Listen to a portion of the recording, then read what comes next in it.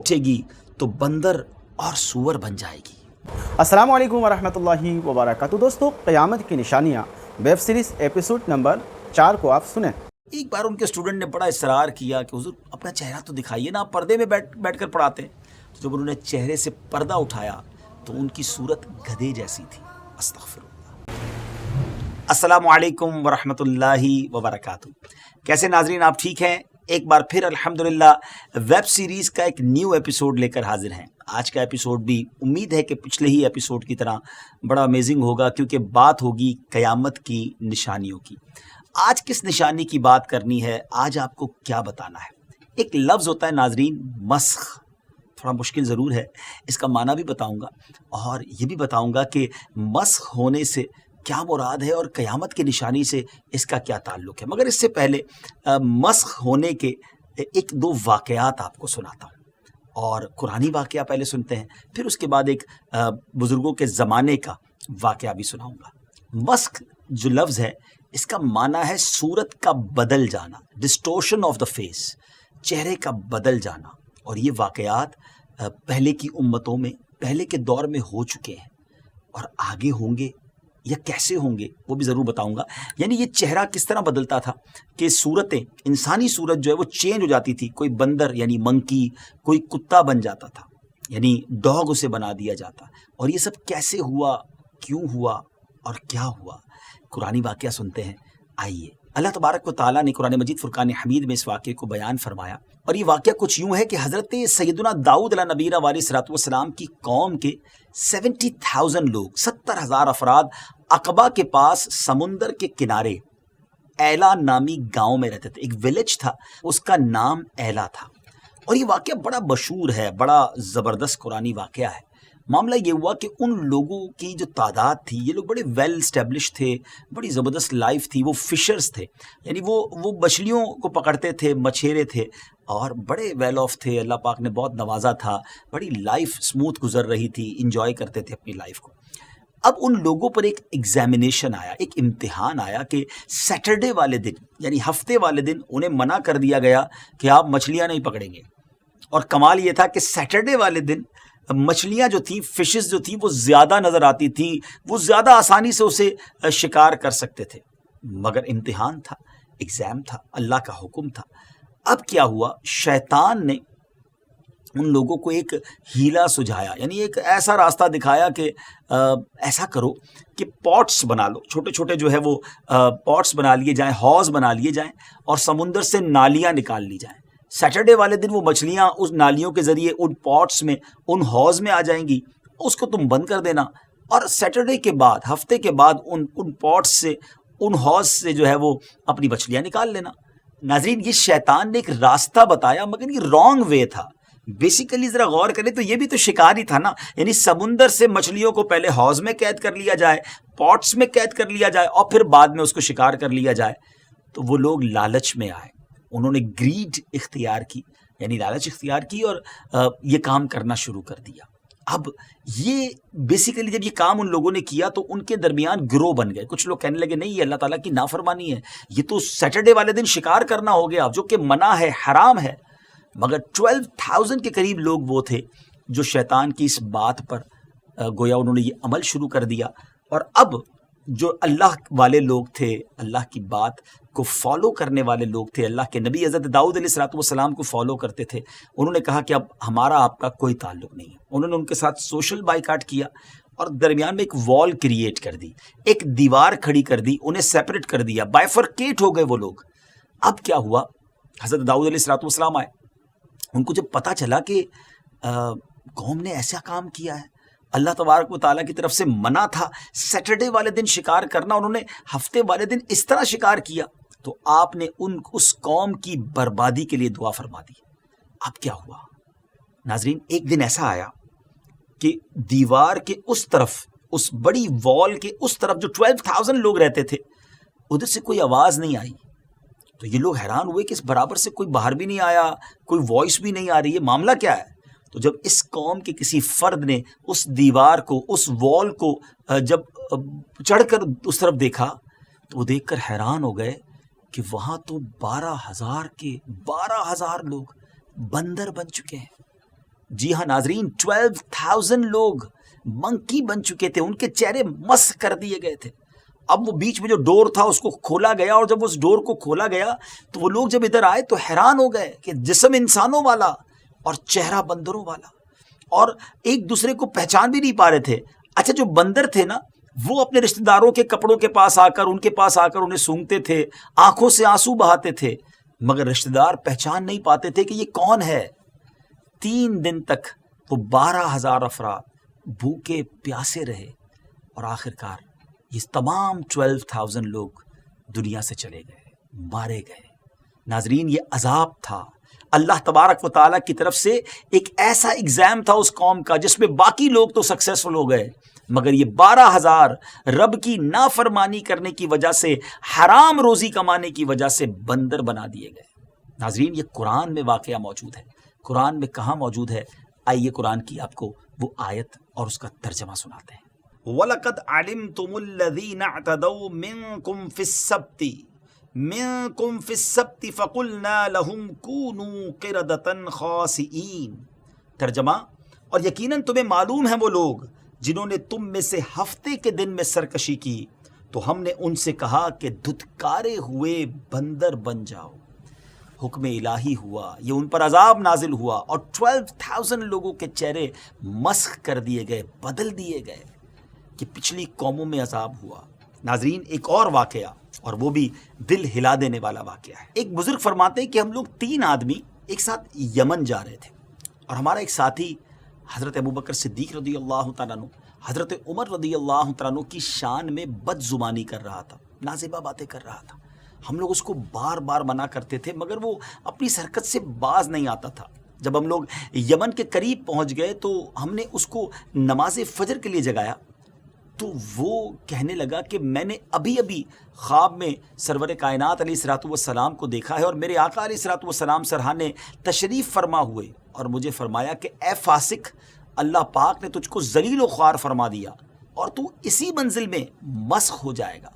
اس کے بعد فوراً ہی اس کے دونوں پاؤں بندروں جیسے ہو گئے، اور تھوڑی دیر میں اس کی صورت بھی بالکل بندر جیسی ہو گئی۔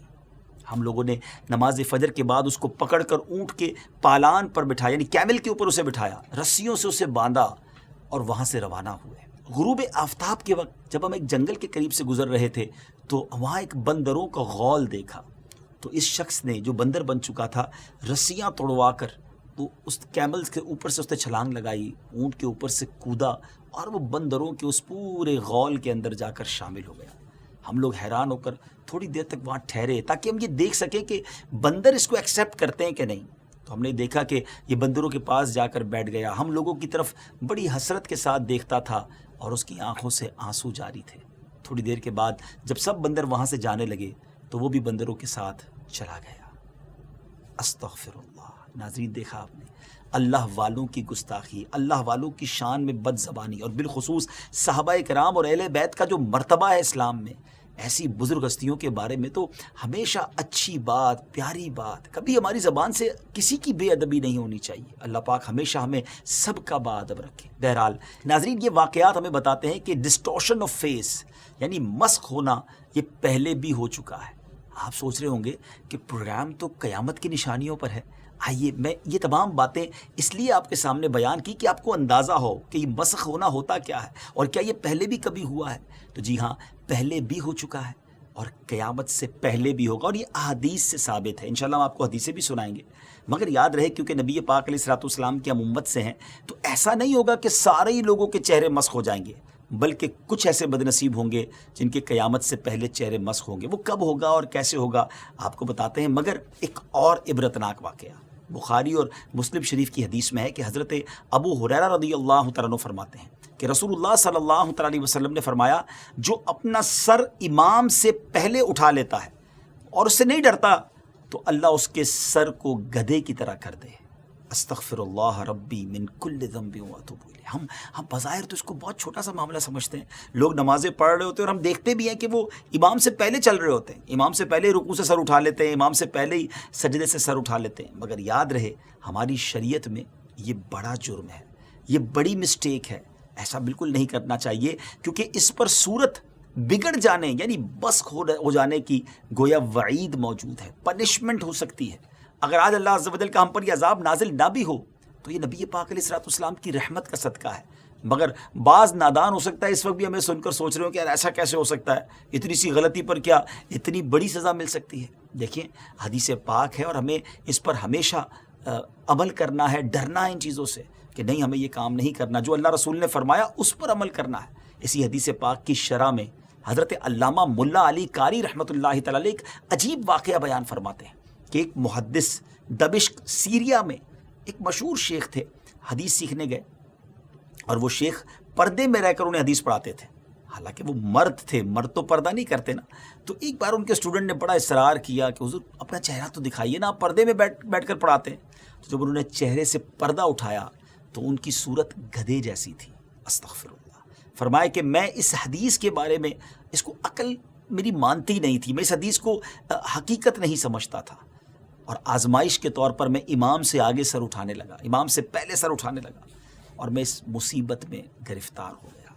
ناظرین یہ واقعات ہو سکتے ہیں، ہمیں ڈرنا چاہیے۔ اللہ کے عذاب یا اللہ تبارک و تعالیٰ کی طرف سے جو پنشمنٹ ہے نا، اس کو مذاق نہیں سمجھنا چاہیے اور اس کو ایگزام نہیں کرنا چاہیے۔ یہ پہلی قوموں کے انداز تھے جو انبیاء کرام علیہ الصلوۃ والسلام کو کہا کرتے تھے۔ آپ قرآن پڑھے تو صحیح، وہ کہتے تھے اگر تم سچے ہو تو ہم پر عذاب لے آؤ۔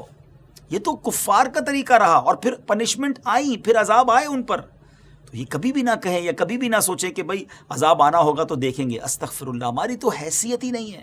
ہمیں ہمیشہ اللہ کے عذاب سے پناہ مانگنی چاہیے اور اللہ سے اس کی رحمت کا ہی سوال کرنا چاہیے۔ تو اب آئیے نبی پاک علیہ الصلوۃ والسلام کی میں 2 حدیثیں آپ کو سناتا ہوں، جس سے آپ کو اندازہ ہوگا قیامت سے پہلے بھی یہ منظر آئے گا۔ حدیث پاک میں نبی پاک علیہ الصلوۃ والسلام نے فرمایا کہ قیامت سے پہلے میری امت کے آخری زمانے میں زمین کا دھنسنا، شکلوں کا بدلنا اور پتھروں کا برسنا ہوگا۔ اللہ اکبر، یعنی زمین گویا دھس جائے گی، پتھر برسیں گے اور چہرے مسخ ہو جائیں گے۔ نبی پاک علیہ الصلوۃ والسلام کی ایک اور حدیث پاک ہے، پیارے آقا علیہ الصلوۃ والسلام نے فرمایا اے انس، لوگ مختلف شہر آباد کریں گے، ان میں سے ایک شہر ہے جسے بصرہ کہا جائے گا، تو اگر تم وہاں سے گزرو تو اس میں جاؤ، وہاں کی کھاری زمین سے اور وہاں کے مقام کلا سے اور وہاں کے باغات، بازار اور وہاں کے امیروں کے دروازوں سے بچنا، کیونکہ وہاں زمین دھنسنا، پتھر برسنا اور زلزلے ہوں گے۔ اور ایک قوم رات کو سوئے گی اور صبح اٹھے گی تو بندر اور سور بن جائے گی۔ ناظرین علماء فرماتے ہیں کہ بصرہ میں اب تک یہ نشانی کی ظہور نہیں ہوا ہے، یہ نشانی ظہور پذیر نہیں ہوئی ہے، یعنی ابھی تک یہ نشانی ہونا باقی ہے۔ ہم اللہ پاک سے دعا کرتے ہیں کہ اللہ پاک ہم پر اپنا خاص رحم فرمائے اور ہمیں ان عذابوں سے محفوظ فرمائے۔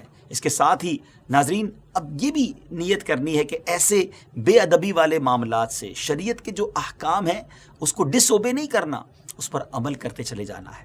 اللہ کریم ہم سب کو قیامت کے دن اپنی بارگاہ میں پیش ہونے سے پہلے اپنے مقبول بندوں میں شامل فرما لے۔ اور قیامت کے دن جو قرآن میں آیا کہ کچھ چہرے چمکتے ہوں گے اور کچھ چہرے سیاہ ہوں گے، رب کریم زندگی ایسی گزارنا نصیب فرمائے اور ہم سے راضی بھی ہو جائے کہ قیامت کے دن ہم سب کے چہرے چمکتے ہوں اور خوشی خوشی جنت کی طرف جانے کا ہمیں انعام مل جائے۔ انشاءاللہ اگلی ایپیسوڈ میں ایک اور قیامت کی نشانی لے کر حاضر ہوں گے۔ اس ویب سیریز کو دیکھیے بھی اور آگے شیئر بھی کیجیے۔ تو دوستو آپ نے قیامت کی نشانیاں ویب سیریز ایپیسوڈ نمبر 4 کو سنا، اپنا رائے ضرور دیجیے گا۔ اور ہاں، اس میں آپ نے سنا کہ 12,000 لوگ کیسے بندر بن گئے تھے اور دشمن صحابہ بھی کیسے بندر ہو گیا تھا۔ صحابہ کا وفادار رہے، ان کا دشمن بنیں گے تو انجام بہت برا ہوگا، دنیا میں بھی اور آخرت میں بھی۔ اور آپ نے سنا کہ قیامت سے پہلے کچھ بد نصیب لوگوں کو اللہ سور اور بندر میں تبدیل فرمائے گا، یعنی سور و بندر بنا دے گا۔ اللہ سے دعا ہے کہ اللہ تعالی ہمیں اور ہماری نسلوں کو ایسی عذابوں سے محفوظ رکھے۔ یہ ویب سیریز آپ کو کیسا لگا کمنٹ کر کے ضرور بتائیے گا، اور اسے جہاں تک ہو سکے شیئر کیجیے گا۔ اور ہاں، اس طرح کے مزید ویب سیریز پانے کے لیے چینل کو سبسکرائب کر کے ہمارے ساتھ جڑے رہیں، اور اس سے پہلے جتنے بھی ایپیسوڈ اپلوڈ کیا گیا اسے بھی آپ سنیں، ان تمام کا لنک ڈسکرپشن میں دیا گیا ہے۔ ملتے ہیں کسی اور ویڈیو میں، تب تک اپنا خیال رکھیں۔ خدا حافظ، السلام علیکم ورحمۃ اللہ۔